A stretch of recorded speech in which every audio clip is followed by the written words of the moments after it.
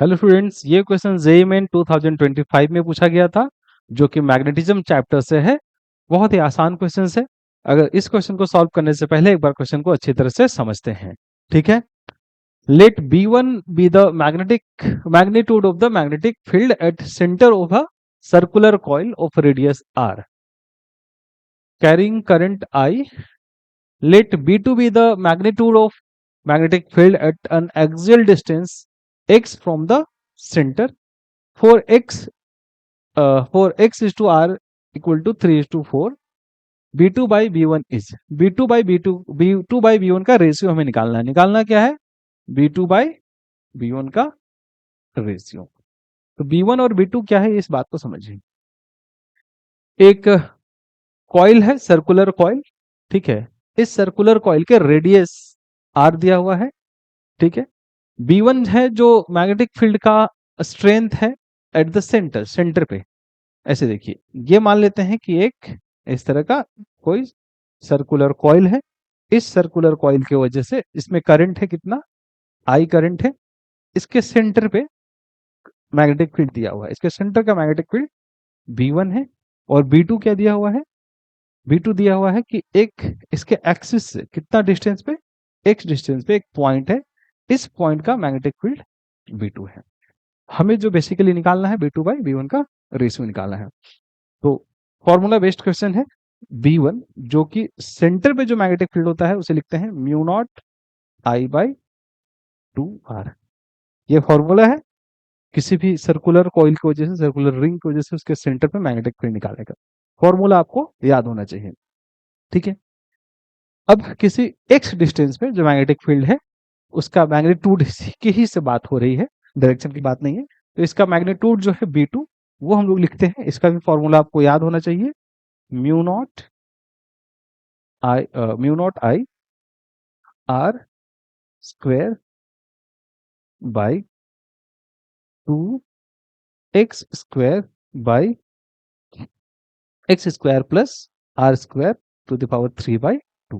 ये दोनों फॉर्मूला आपको याद होना चाहिए। बस फॉर्मूला याद होने से ही क्वेश्चन बन जाएगा बहुत आसानी से। ठीक है।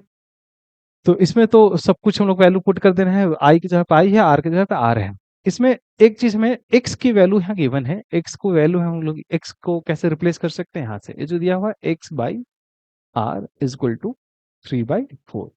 एक्स इज इक्वल टू हम लोग कह सकते हैं 3/4 आर। यहाँ से एक्स की वैल्यू इसमें पुट कर दीजिए B2 के लिए। तो हम लोग B2 के लिए कैसे निकाल सकते हैं? देखिए, B2 is equal to mu naught I r square by 2। X की जगह पे क्या रखना है?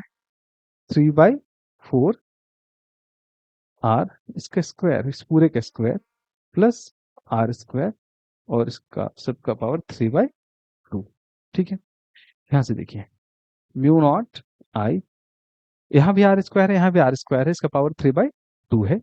तो अगर हम लोग इसको बाहर निकालते हैं तो ये हो जाएगा, ये तो 2 जो है इसका बाहर निकालने से आर क्यूब हो जाएगा।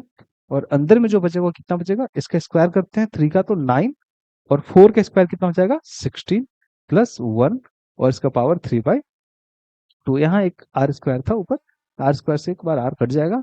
तो यहाँ जो B2 है वो B2 कितना बचेगा? B2 is equal to mu naught I divided by 2r। इसका हम लोग इसको ऐड करते हैं तो कितना हो जाएगा? 16 प्लस 9 25/16, इसका पावर 3/2। इसे सॉल्व करना होगा। म्यू नॉट आई 2r, 25 का हम लोग सबसे पहले स्क्वायर रूट कर लेते हैं तो कितना हो जाएगा? 5। और 16 का स्क्वायर रूट कर लेते हैं, हो जाएगा 4 और इसका क्यूब। ठीक है।